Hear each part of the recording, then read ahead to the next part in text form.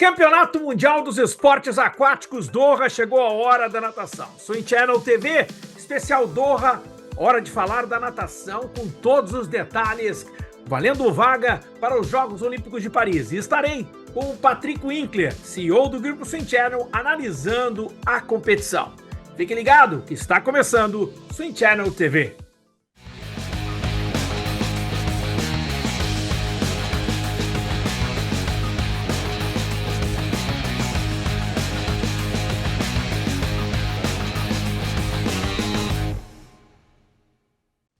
Campeonato Mundial de Natação. É a hora da gente falar exatamente de todos os detalhes. Patrick Winkler, quais as suas expectativas para Doha 2024 Mundial em ano olímpico, Patrick? É a primeira vez que eu vejo Mundial de longa em ano olímpico. Já teve Mundial de curta pós-Olimpíada, que eu acho interessante, porque é um tipo de uma ressaca, mas na curta vai um pouco mais fácil, e pós-Olimpíada. Pré-olímpico é a primeira vez, então vai ser uma experiência. Não teremos todas as estrelas da natação mundial de longa. Então, possivelmente, a gente vai ter um campeonato mundial levemente mais fraco num ano olímpico, mas não menos legal. Patrick, aqui eu acho que é um ponto legal da gente comentar, que é o fato de que, sendo um campeonato mundial em ano olímpico, algumas ausências. A minha pergunta é clara, porque é o que vale. Já, lógico que vale vaga olímpica, tanto pelos tempos marcados, e não estou falando só das classificações pelas vagas de revezamento, mas também pelo chamado salvaguarda, que é uma regra estabelecida pela CBDA. Mas a minha pergunta é, vale a mesma coisa? Título mundial é o mesmo? Acredito que sim, coach. Tem medalha olímpica que foi ganha no boicote. Os Estados Unidos não foi para a Rússia, vale menos? A Rússia não foi para Los Angeles, vale menos? Vale igual. Então, você tem que aproveitar o momento e dar o melhor de si, e realmente é um mundial de longa, da FINA, Doha, tem tudo para ser um bom mundial para alguns atletas do Brasil, mas o peso é o mesmo, né? É lógico que isso é um trabalho da FINA, melhorar o produto dela para que tenha os melhores nadadores do mundo, mas o valor é o mesmo. E esse detalhe é importante para você que está nos acompanhando. O Patrick fala, é o mesmo, né? Vale medalha, vale tudo. E até a própria premiação em dinheiro é a mesma premiação estabelecida na temporada passada para o Campeonato Mundial de Fukuoka. Se está se pagando o mesmo valor. Patrick, tem mais um detalhe também em relação ao Campeonato Mundial que é importante que seja ressaltado. É o fato de que, neste Campeonato Mundial, nós vamos ter uma prévia do que vai vir para a Olimpíada. E não há dúvida, né, que a gente chama isso de oportunidade. Mas por falar em oportunidade, vamos falar dos revezamentos do Brasil. O Brasil, neste momento, tem alguns revezamentos que estão ali na porta de entrada. A gente até publicou uma matéria no grupo Swim Channel. Nós temos o revezamento 4x200 metros nado livre no feminino e no masculino. Imagina, quem diria que esses seriam os grandes revezamentos do Brasil, mas são os revezamentos mais fortes que nós temos neste campeonato mundial. Você acha que classifica? Os dois revezamentos 4x200 livre estão muito bem. No feminino quase ganhou o Pan-Americano, foi uma das provas mais emocionantes. Tinha Canadá, seleção A, B, Estados Unidos, seleção B, não interessa, o Brasil quase venceu. E no masculino, o Brasil venceu, era o favorito, venceu mais apertado do que gostaríamos, mas venceu. E mais do que isso, eu vi a vontade dos brasileiros de nadar o 4x200, de ser o quinto homem, de ser o sexto homem. Isso vai trazer consequências benéficas, né? Tanto no Troféu Brasil, que é a seletiva olímpica, quanto agora no Mundial. Hoje, ser o quinto homem, se a gente se classificar, possivelmente o quinto homem vai do revezamento 4x200 livre. E o nosso 4x100 livre, que é o nosso queridinho, no masculino também vai bem. Quando eu digo bem, está entre os 8 do mundo. Ele é candidato a estar entre os 8 do mundo. E o 4x100 livre feminino, ele vem novamente em franca evolução. Aqui eu acho que é até interessante a gente destacar, e eu começo pelos homens, o 4x200 metros nado livre masculino, ele até ganhou um novo componente, né? É a primeira vez que o Guilherme Costa, por exemplo, vai nadar a prova individual, Patrick. Então, na Olimpíada, mesmo que ele ganhe a seletiva olímpica, ele não vai nadar o 200 livre. Mas é um papo maravilhoso, porque esse 4x200 está forçando ele ter passagem. E isso é maravilhoso, porque dos concorrentes do Guilherme dos 400 livre, ninguém está treinando passagem. O Amir Rafanui, ele está focado no 400, 800 e 1500. Você vê o Samuel Short, 400, 800 e 1500. Então, ele está focado nos 400, mas treinando passagem de 4 por 200. E a gente vai acompanhar isso agora em Doha, que vai ser uma oportunidade para ele, maravilhosa. Então, o 200 livre só está fazendo bem para o Guilherme, mesmo que ele ganhe a seletiva olímpica, ele não deve nadar a prova, mas esse treinamento de passagem para ele vale duplo. Por quê? Duplo porque vai melhorar o 400 e também porque esse revezamento vai chegar entre os 8 do mundo. Eu não tenho essa certeza de que ele não nadaria a prova, não tenho essa certeza, mas uma das coisas que me chama a atenção, eu acho que talvez esse seja o grande ponto, que eu acho que é muito mais pela parte de treinamento propriamente dito, porque ao treinar os 200 livre, e aqui eu acho que é um ponto legal de você abordar, é o fato de ele melhorar a velocidade num possível parcial para a grande prova dele, que é o 400, Patrick. Não, exatamente. Não sei nem se esse é o tema do programa agora, mas ele vai para o Mundial sem Samuel Short, vai para o Mundial sem Elijah Warrington, 2 australianos maravilhosos. Ele vai ter 2 adversários melhores do que ele, Lucas Martens e também o Amir Rafanui. Porém, ele está mais veloz. E você buscar o cachorrão é uma tarefa muito difícil.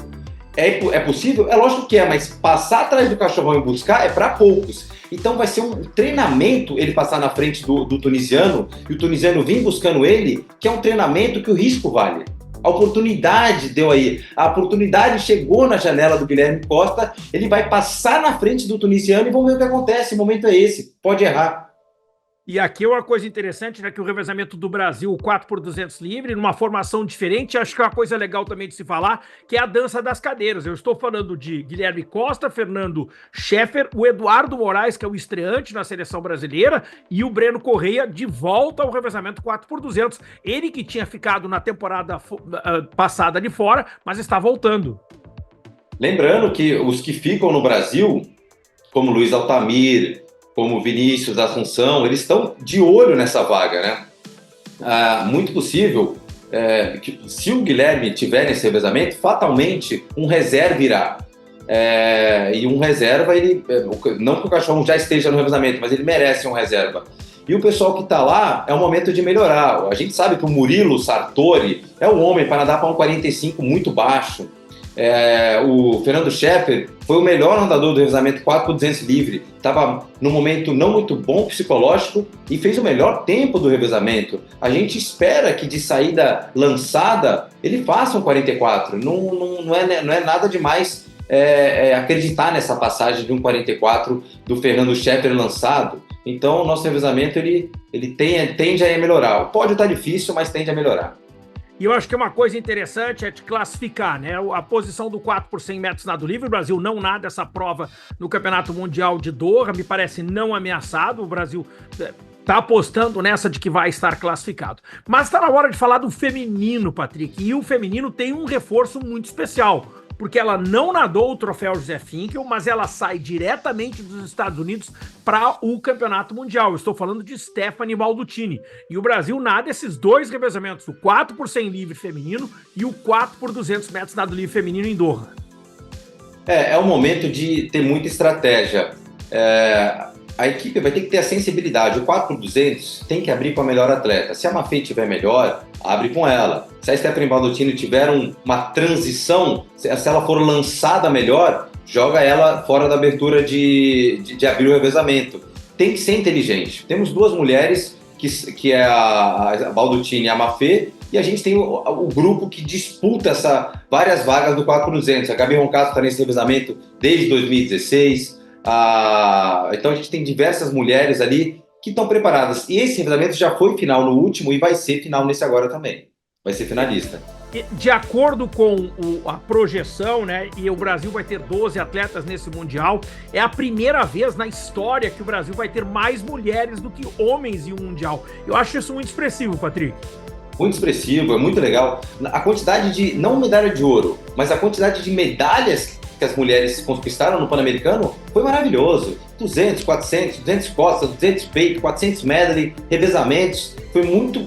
é muito gostoso ver as mulheres disputando no Brasil. Elas viraram a chave depois do último ciclo olímpico. Eu não acho só que elas estão bem, é muito legal ver a disputa entre elas, cada prova. O fundo feminino, você assistiu o Troféu Brasil, é um show. Você não sabe quem vai ganhar. Ah, a Beatriz não está muito bem nos 800, a Gabi está bem. Você não sabe quem vai ganhar. Será que a Viviane Jungblut vai aguentar 2 competições? É tão emocionante. Eu gosto muito dessa disputa das mulheres do Brasil. E é uma coisa nova, coach. Não era tão acirrado assim. Isso é verdade, é a pura verdade. Você está acompanhando a Swim Channel TV, especial Doha 2024, o Campeonato Mundial dos Esportes Aquáticos. E olha, vai ter transmissão ao vivo do Sport TV, mas nós vamos fazer a nossa cobertura, hein? Você que não é assinante do canal Sport TV, você fica conosco no YouTube, a gente traz em detalhes, sem imagens, evidentemente, mas fazendo aquela análise detalhada mesmo, trazendo os nomes e critérios, regulamentos e informações que o Grupo Swim Channel traz especial para você. Se quiser até assistir pela televisão, baixar o volume e ficar conosco, você é mais do que bem-vindo a essa cobertura. E agora que você está aqui, você faz o seguinte, você dá uma curtida nesse vídeo, compartilha e comenta, porque você está ajudando o canal da Swim Channel TV. Patrick, eu não quero ficar só de Brasil, eu quero falar também das estrelas internacionais.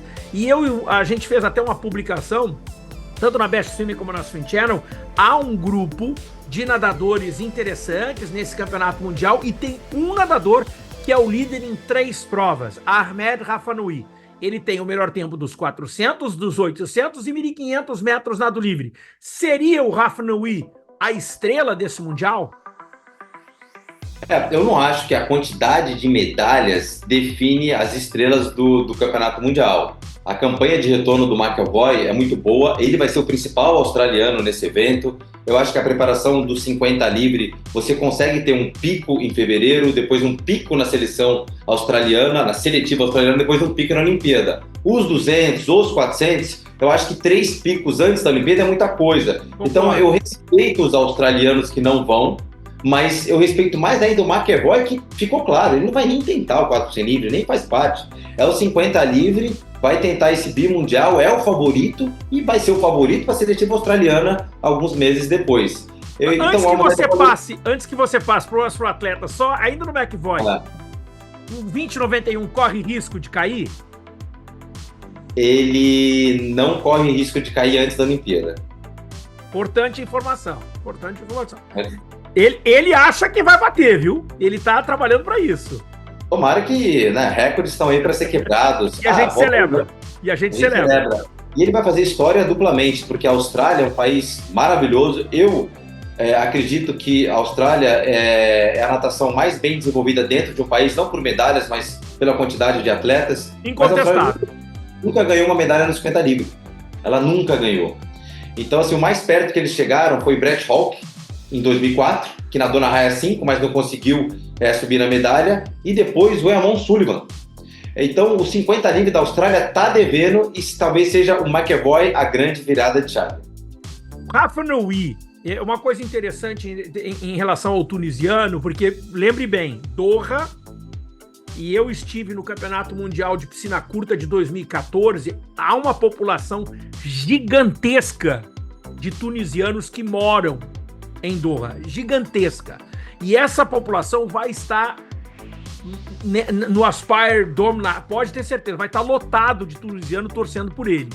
E ele, Patrick, ele que saiu da Tunísia, veio para os Estados Unidos, ingressou na Universidade de Indiana, ele não está mais em Indiana e ele foi treinar com o Mark Schubert, agora tem um programa de natação profissional que ele praticamente então abandonou a carreira universitária, só focando na preparação olímpica. E Mark Schubert, meu amigo, um treinador extremamente famoso, conhecido, e bota carga nisso. Tá aí o Ahmed Rafanoui, líder de 3 provas, com o suporte dos tunisianos. Eu acho que esse Mundial tá com a cara dele, Patrick. Lembrando que ele não precisa fazer seletiva olímpica da própria Tunísia. É verdade. Quando você tem um Bob Fink, que é o melhor nadador americano, ele vai ter que ir lá para os Estados Unidos e ele vai sofrer para chegar em segundo ou primeiro nos 800 e 1.500. Você pega o australiano Samuel Short, ele vai ganhar ele é favorito, mas ele vai ter 2, 3 australianos também perto deles. Então, a seletiva australiana e americana, ela é muito tensa. Dizem até que o melhor evento do mundo é a seletiva norte-americana de natação. Agora, quando você pega para os países intermediários mais fracos, que é o caso da Tunísia, essa já é a sua própria seletiva. Ele tem que arriscar agora, ele pode ganhar e depois ele faz um ciclo de fevereiro para julho. O calendário está a favor do Rafa Nui. Sensacional. E no feminino, hein? Sara Yostrom, que parece que está abrindo mão das provas de 100, só nada os 50 livre, os 50 borboleta, e nas duas ela tem o melhor tempo do balizamento, Patrick. Eu estava fazendo um comparativo dos 1.500 da Kate Ledeck contra os 50 borboleta da Sara Yostrom, e a Sara Yostrom é mais dominante. Dos 100 tempos que tem entre as melhores do mundo, 60 são dela. Imagina! Ela tem mais do que 70% de todas as marcas mundiais. É um absurdo a Sara Yostrom, e como eu e o coach a gente já tinha conversado em outras lives, a natação ela evolui a cada 4 anos, né? A gente tem um giro de 4 anos. E a tecla dos homens de se especializar em 50 livre já aconteceu.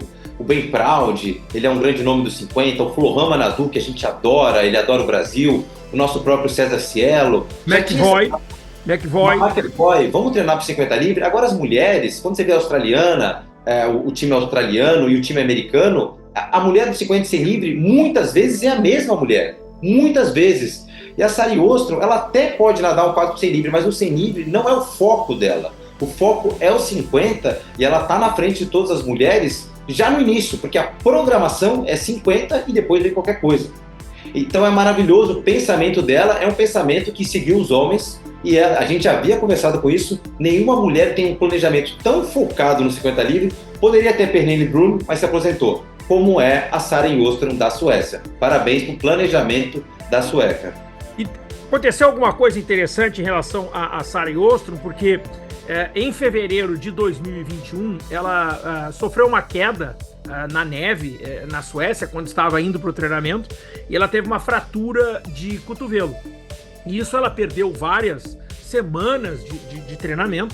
Então havia uma certa, vamos dizer assim, uma certa insegurança de qual seria os resultados dela nos Jogos Olímpicos de Tóquio. E ela acabou saindo bem. Ela não nadou a prova do 100 borboleta exatamente por uma questão do fato de que o nado dela, por conta da queda do cotovelo e pela recuperação e até mesmo uma certa atrofia muscular pelo não uso daquele braço por algum tempo, o nado de borboleta dela estava desnivelado, tipo um braço mais forte, mais alto e tal.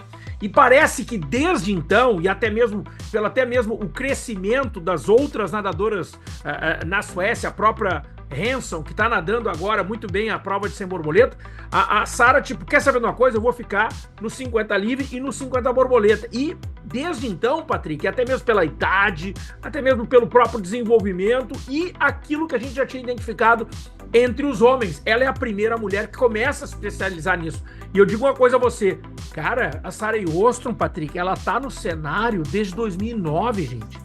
Eu acho que nós não temos ninguém há tanto tempo no cenário, e eu tô falando, ela foi recordista mundial com 15 anos de idade em 2009, Patrick. Não, exatamente. Ela estourou nadando sem borboleta, muito nova, depois teve um ano não muito bom, depois voltou com tudo. No Rio de Janeiro ela pegou 4 medalhas, ela é realmente uma nadadora muito completa. Ela nadou 200 livre na longa muitas e muitas vezes, né? O 100 borboleta muitas e muitas vezes, o 100 livre muitas e muitas vezes, para depois de mais de 10 anos no topo do mundo, falou, vou me especializar em 50 livre. Ela pode fazer isso. Então, ela estudou muito cada prova. Teve muitos anos de 200 livre para se especializar no 50 livre. Ela é realmente um dos símbolos da Suécia, mas a Suécia tem tradição, é uma tradição muito boa. Quem acompanhou Teresa Alchamar, que é só uma geração antes dela, também era uma velocista nata, mas esse Mundial ela tende a ser o grande nome, e mais do que isso. A natação europeia passou por uma crise feminina na última edição dos Jogos Olímpicos, onde nenhuma mulher ganhou uma medalha de ouro na Europa, nenhuma. E ela ganhou a de prata no 50 livre. Então ela foi a melhor europeia, mas ela quer esse ouro. As mulheres europeias precisam voltar de Paris com medalha de ouro individual. Isso não acontece desde o Rio de Janeiro. Importante informação, acho que é uma informação realmente bastante pertinente sobre esse aspecto.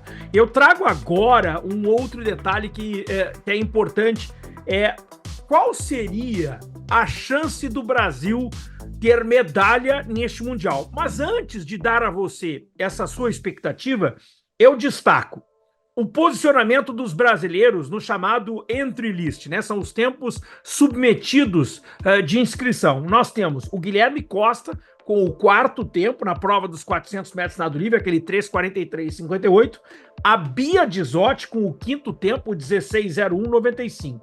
E 3 tempos ainda entre os 8. A Gabi Roncato, 4:06:25 no 400, o Guilherme Costa, 7:45:80 nos 800, a Stephanie Baldutini, 54:13 no 100 livre. Aí depois você tem a própria Gabi Assis, com o 10º tempo nos 200 peito, a Mafê, com o 11º tempo nos 400, a Mafê também com o 12º tempo nos 200 livre, o Scheffer com o 13º tempo nos 200, a Bia Dizotti com o 13º tempo nos 800, e ainda tem 14º o Gonchi nos 100 e 200 borboleta e a Gabi Roncato com o 16º tempo nos 400 metros.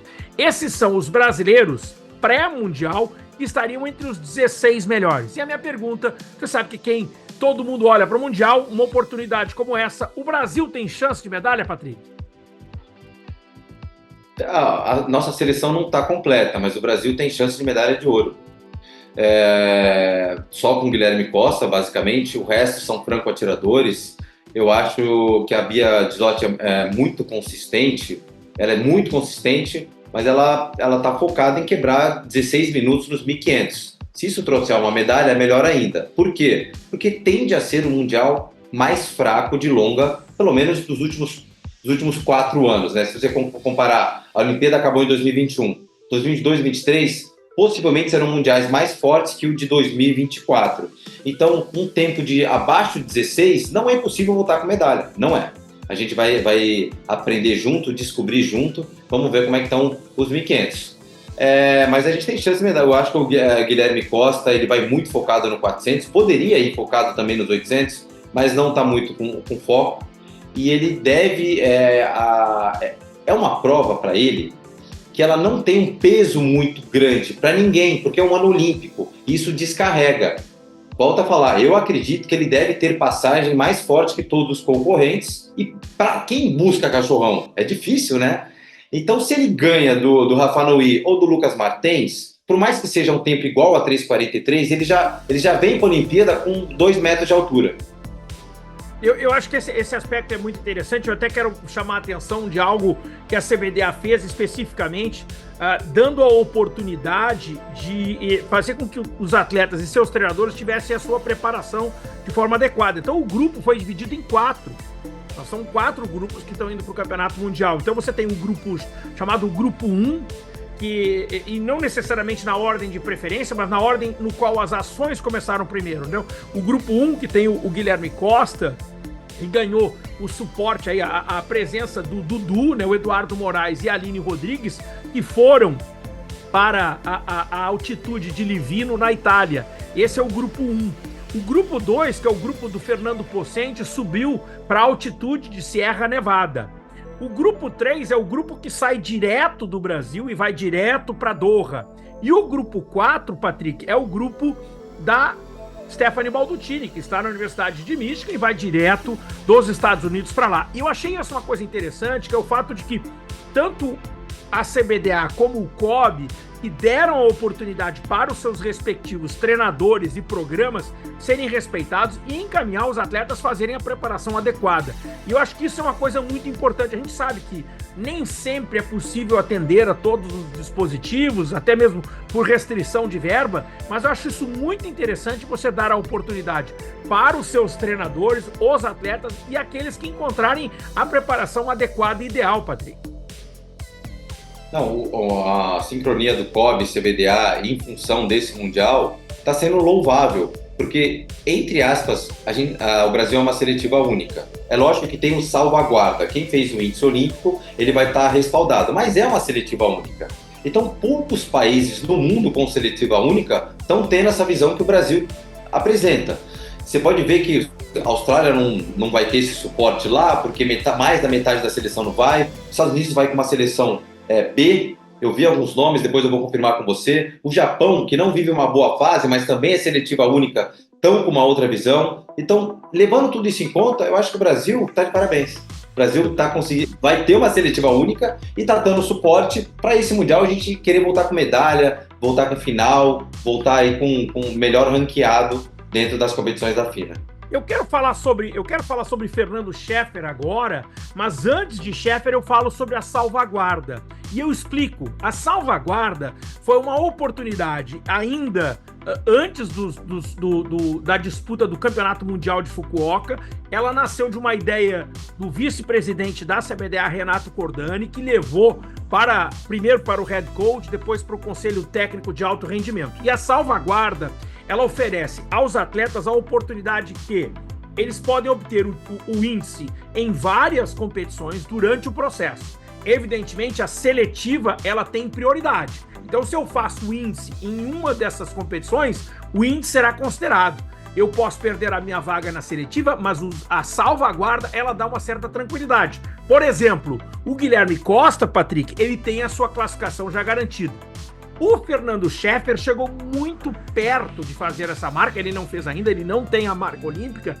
E o Fernando Scheffer, a gente sabe que ele trocou de técnico, ele sai do Sérgio Marques, passou a treinar com o Fernando Pocente. Isso foi às vésperas do Pan-Americano, às vésperas do Troféu José Finkel, 2 competições nas quais ele não teve um desempenho tão bom quanto se esperava. Mas agora, com mais tempo, mais confiança, trabalhando com o Fernando Pocente, que é um excelente treinador, treinamento de altitude, já dá para subir um pouquinho a expectativa, né, para esse grau, até mesmo de exigência do Fernando Scheffer, que é medalhista olímpico. Eu acredito na retomada do Fernando Scheffer, mais até na seletiva olímpica do que nesse Mundial, por diversas razões, para dar tempo ao tempo. A gente sabe que ele tem sofrido para nadar na casa de 1,45, 1,46 ele fez no último Mundial, chegou em 9º na semifinal e aí não aguentou a final, fez uma estratégia errada. No final caiu um piano e ele chegou em 16º. Então ele vem trabalhando os pontos que ele precisa ser melhorado, mas para a gente analisar se o Fernando Scheffer vai ter uma boa Olimpíada ou não, eu acho que a melhor maneira de se analisar é quando na seletiva olímpica, o quanto ele vai apresentar de tempo nos 400 livre e 100 livre. Já está na hora dele fazer 48 de 100 livre. Ou está na hora dele fazer um tempo mais agressivo de 400 livre. Então, se ele esmagar, a gente sabe que esse 200 livre, que ele tem um 44,7, pode voltar a fazer parte do cardápio dele. Então, eu acredito mais nele na seletiva do que nesse Mundial.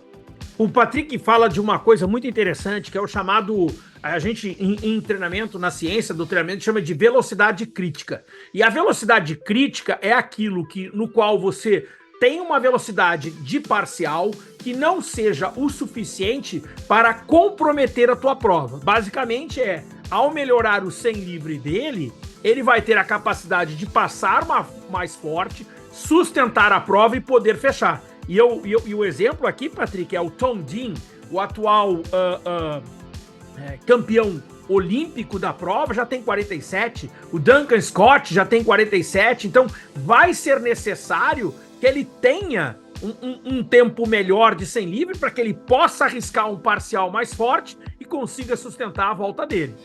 Que é o que o Guilherme mais vem trabalhando, uma casa acima. E que é o ponto fraco também do Murilo Sartori. O Murilo Sartori tem uma técnica nota 10, ele tem uma virada muito boa, ele tem uma entrada de virada boa, saída boa, tudo bom. Só que não tem a velocidade do 100 livre. Então, a mesma crítica construtiva também serve para o Murilo Sartori. A gente espera ele andando na casa de 48 para a gente sonhar que ele faça 44. Porque senão a conta não bate, que é exatamente o que o Guilherme Costa vem trabalhando nitidamente. Isso me enche de esperança, porque os adversários dele estão com uma visão diferenciada. E isso enche a esperança. O que o Guilherme vem fazendo de melhorar a velocidade crítica dele, ele pode não conseguir a medalha, mas ele trilhou o caminho certo. Eu ainda fico no Scheffer, porque eu quero chamar a atenção do seguinte: o Scheffer vem da escola Grêmio Náutico União, ele treinava, né, com o Kiko Klaser, ele consegue uma grande formação de base, consegue grandes resultados, e depois ele vai para o Minas, um trabalho fantástico, Mas eu quero chamar a atenção que o fato, já da temporada passada, eu lembro, por exemplo, da performance dele no set cole, no qual, na altura dos 150 metros, ele estava disputando a prova, aí depois ele vai para o Mundial de Fukuoka e por 2 vezes, tanto na semifinal como na eliminatória, ele sofre no último 50 metros.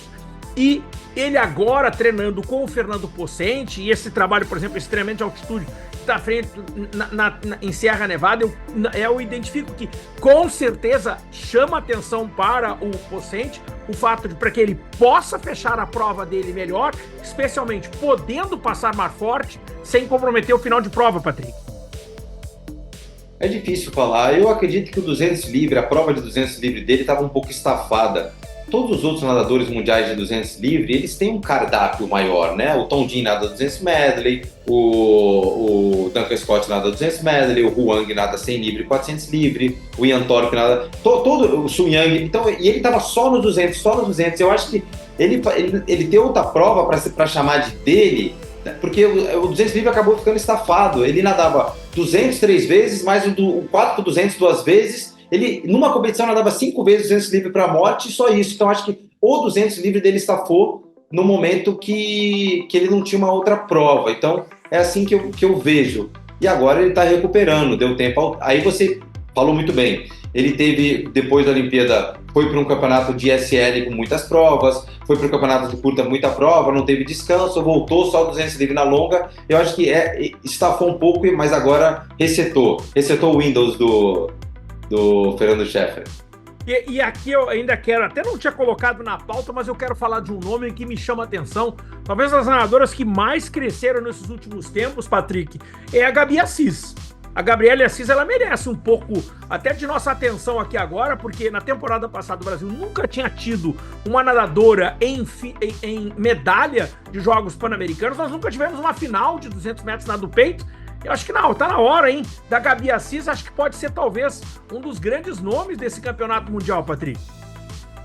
Ela vive uma excelente fase no Flamengo, a estratégia dela de prova é muito consistente, o sem peito dela melhorou, ela nada costas, ela nada medley, mas a gente vê que ela tá mais forte, mais veloz, velocidade do bloco de saída é uma mentalidade de não nado só 200 peito, é uma mentalidade de que ela sabe que ela tem a melhor prova. Só que ela vive um momento muito bom. A estratégia que ela apresentou no último Finkel, no último Troféu Brasil, no último Pan-Americano, é uma estratégia consistente. A gente sabe que ela vai crescer o 200 peito.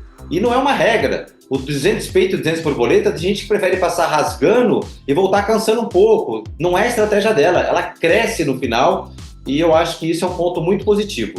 O salvaguarda para ela, se ela conseguir o índice, vai ser muito bom. E ela tá certa de tentar tudo nesse Mundial. É mais fácil você fazer um índice com alguém melhor do seu lado, melhor, às vezes 3 segundos melhor do que você ser 3 segundos melhor que o seu adversário. Então ela tá certíssima de arriscar tudo agora para ir para um Troféu Brasil mais relaxado, porque vai ser mais difícil a seletiva olímpica para ela. E esse talvez seja um grande ponto em relação à Gabi, porque vamos reconhecer o seguinte, que não há dúvida de que ela não tem adversária na prova dos 200 metros nado peito na seletiva. Zero adversário. E aqui ela vai ter muito adversário, talvez até a grande chance de fazer o índice olímpico. Piscina coberta, nível do mar, boas adversárias, e uma expectativa de fazer uma final inédita, Patrick. Então, mas o objetivo não é chegar na final. Se ela sentir que na semifinal ela consegue entregar tudo e sentir que naquela semifinal ela entregar tudo, o importante é ela sentir o momento, perceber que tem chance de chegar em oitavo, administrar um oitavo lugar. Se ela sentir que a semifinal é para o melhor tempo ou na própria eliminatória do primeiro dia, ela vai ter até 3 tentativas, mas uma delas talvez consiga o melhor tempo. Geralmente uma semifinal ela é mais apimentada, então tem tudo para uma semifinal e sair um índice. Você está acompanhando o Swim Channel TV, você acompanhando o nosso trabalho, não deixe de dar sua curtida, sua compartilhada aí embaixo, faz o seu comentário, avisa para todo mundo que nós estamos falando de Campeonato Mundial de Doha, a partir do dia 11 de fevereiro, a partir da 1 da tarde, as finais.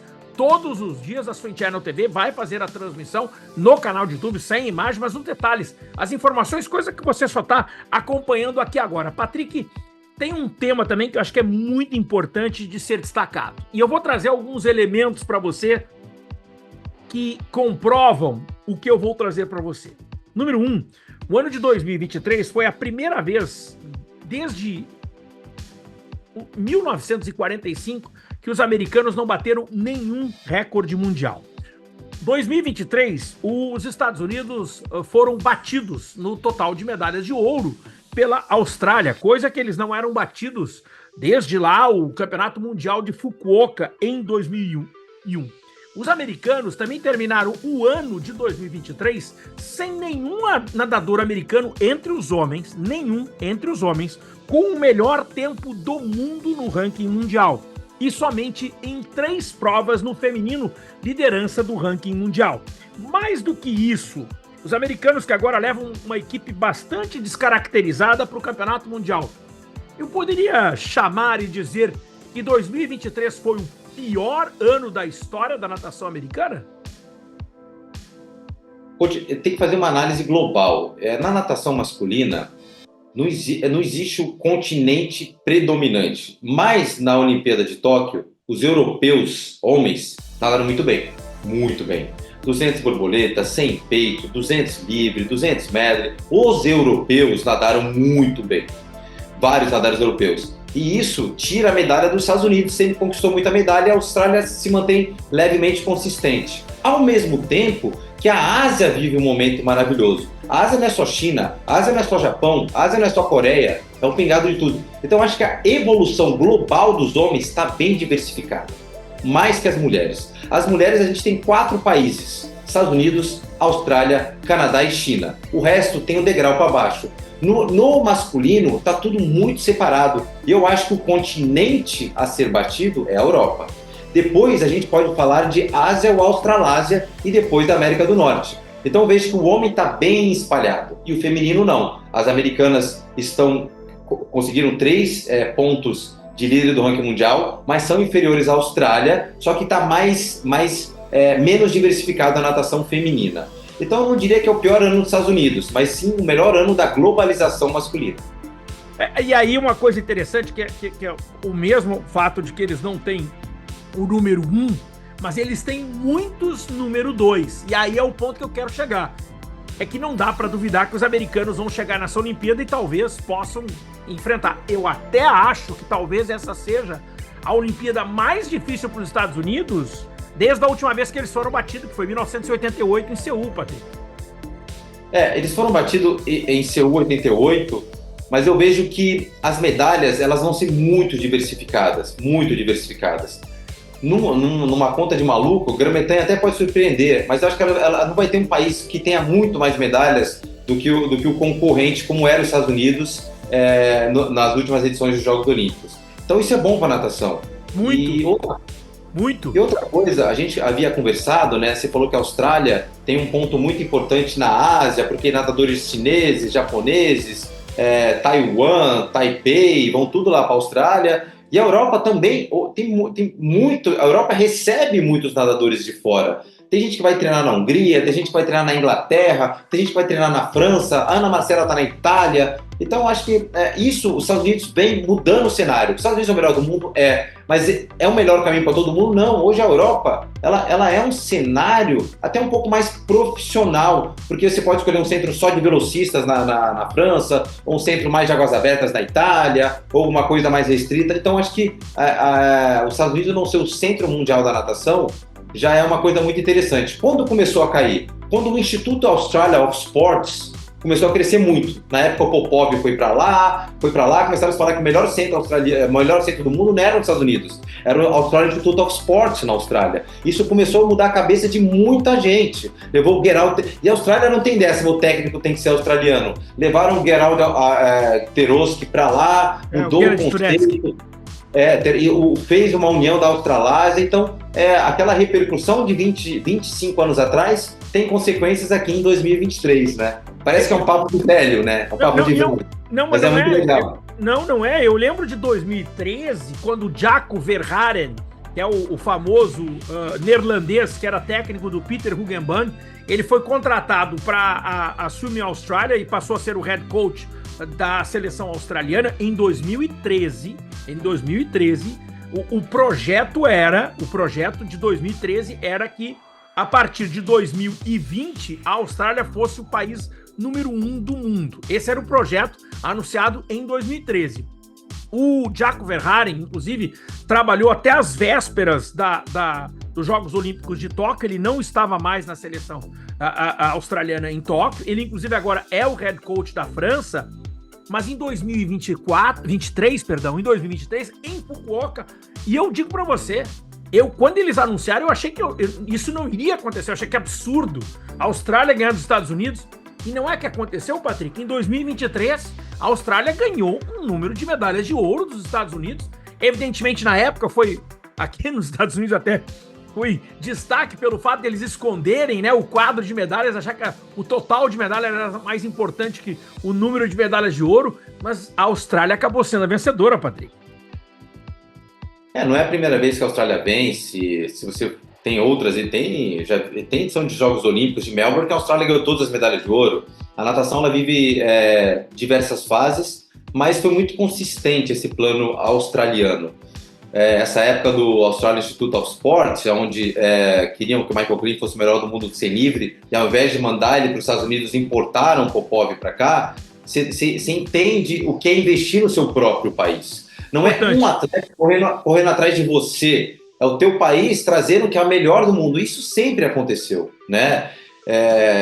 Isso é muito interessante. Então, eu acho que é um momento muito bom. A gente sabe que o Sun Yang treinava na Austrália, né? Antes dos problemas dele de comportamental, ele treinava na Austrália, ele tinha uma vida tranquila, uma dobra, uma vida em Gold Coast e tal. Então, é uma excelente oportunidade para muitos nadadores. E falando um pouquinho de Europa, a Europa sempre teve esse translado entre seus atletas, né? Eu lembro numa época onde o melhor nadador do mundo era o Attila Kseni da Hungria, o Yeni Sevini, ao invés de ir para os Estados Unidos, foi treinar com ele na própria Europa. Então, essa ideia de não vamos só para os Estados Unidos, vamos criar outros centros. Se você for ver que o nado de peito e medley da Hungria é tão bom quanto o norte-americano, é uma escola tão boa, vale a pena você ir para novos caminhos. A própria Naná Almeida deu um salto na vida, ela escolheu evoluir o medley dela na Hungria.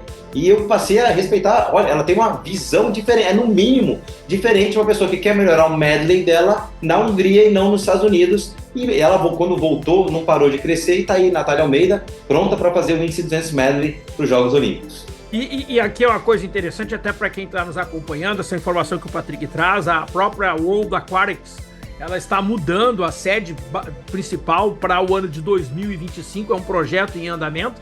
Ela vai mudar para Budapeste. Está sendo construído um novo centro aquático moderníssimo que vai ser a sede da World Aquatics. E a World Aquatics, inclusive, vai ter um centro de referência aberto aos países do mundo que vai passar a funcionar em Budapeste, que, para quem conhece o esporte aquático no mundo, não existe cidade que respire mais o esporte aquático no mundo do que Budapeste, capital da Hungria. Patrick, temos mais um tema para encerrar esta super, aqui o Swim Channel TV especial Doha 2024, lembrando que a partir do dia 11 de fevereiro estaremos juntos nas finais todo dia à 13h. Contamos com a audiência de você aqui. Patrick, eu quero saber o seguinte, uma forma direta, sem enrolar.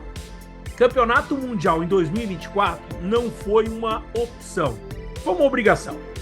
Foi uma obrigação. Ninguém sabia, na nossa geração, nós não sabíamos o que era uma pandemia mundial, fazia mais de 100 anos que isso não acontecia, e você sabe que hoje em dia esses campeonatos mundiais, esses grandes eventos internacionais, eles têm contratos, eles têm patrocinadores, eles têm pesadíssimas, multimilionárias multas. E a realização do Campeonato Mundial de Doha era uma obrigação que a World Aquatics tinha. Ela não teria dinheiro para pagar Doha por não fazer esse Campeonato Mundial, porque dentro do contrato de sede que foi dado a Doha em 2017, gente, 2017 esse contrato foi assinado, não existia pandemia, ninguém falava em pandemia, estava lá, tem que fazer o campeonato que vai ser classificatório para os Jogos Olímpicos de Paris. Então não havia outra opção de fazer o Campeonato Mundial agora, em fevereiro. Mas a minha pergunta é exatamente essa. Claro que agora, a partir de agora, os contratos vão ter, né? Vai aparecer pandemia em tudo que é contrato por aí. Mas a minha pergunta é, ter um planejamento para fazer um tempo agora em fevereiro pode atrapalhar a programação? Pode atrapalhar o planejamento para quem quer ser medalha em julho? Se ele tiver uma seletiva nacional forte, pode. Se ele não tiver uma seletiva nacional, só ajuda. Então depende da sua nacionalidade. Se você for norte-americano, não vale a pena você bater o recorde mundial aqui para tirar terceiro e não ir para lugar nenhum. Agora, se você é um país, não estou falando fraco, mas com menos tradição, é melhor que você vá para o Mundial e depois treine para a Olimpíada. Essa é a minha visão e é por isso que teremos nações fortes sem os melhores nesse campeonato. E uma coisa que eu gostaria de complementar.